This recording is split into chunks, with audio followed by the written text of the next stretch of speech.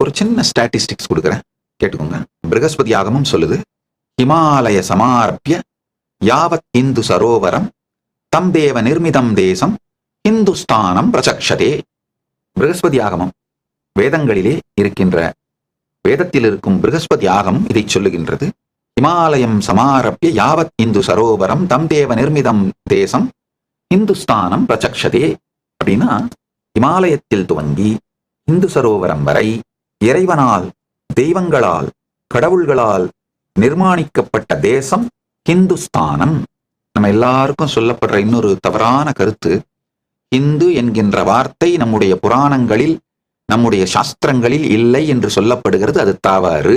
குறைந்தபட்சம் 30 இடங்களில் ஹிந்து என்கின்ற வார்த்தையும், ஹிந்து தர்மம் என்கின்ற வார்த்தையும், ஹிந்துஸ்தானம் என்கின்ற வார்த்தையும் விளக்கமாக நம்முடைய மூல சாஸ்திரங்களில் உபயோகப்படுத்தப்பட்டிருக்கின்றது.